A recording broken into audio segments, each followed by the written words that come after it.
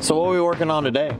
So we are finishing up the Sling TSI, the low wing version, and we're basically doing the final detail. We've already cut and buffed it. We've buffed all the parts. Yeah, this is a Sling. This is the second one we've painted. I know some people have been asking, you know, what are the big differences between the Sling and the Vans aircraft, because we've obviously painted a lot more Vans, but there are some differences between painting the Vans airplane and painting the Sling. Number one, I mean, the biggest thing is really just the pulled rivets. So generally speaking, on the Sling, we fill all the rivet heads on the pulled rivets. We've done the same thing on like an RV12 as well, but we want to fill those in, smooth those out, and make them look like a buck rivet. So that's kind of number one.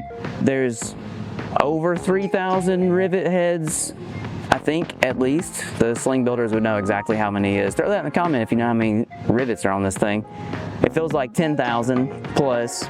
But yeah, we fill the rivet heads, and then the composites are a little bit different. So just how you fit and finish the doors, the seams around them, the cowlings, they are a little bit of a different material, especially in the composite sector. So the Sling is generally built to be a little bit lighter, so the composites are thinner. They're a little tougher to work with and manipulate.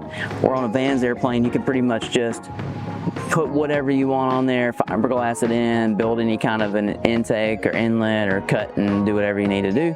The composites on these are a little bit thinner and a little tougher to work with. So you just have to work with them, what you've got on the plane.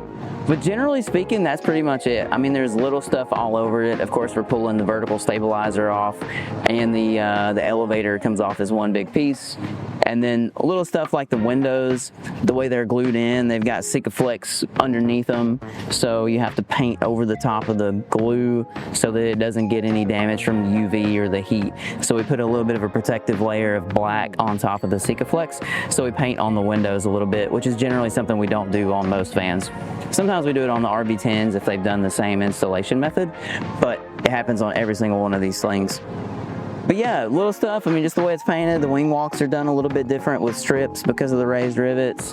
This is kind of a cool feature. We, still put the logos in there and everything we do with the Vans airplanes. So anyways, Slings, great airplanes. They're actually a little tougher to paint than you would expect, but they're cool, and they're awesome when they're done. Yeah.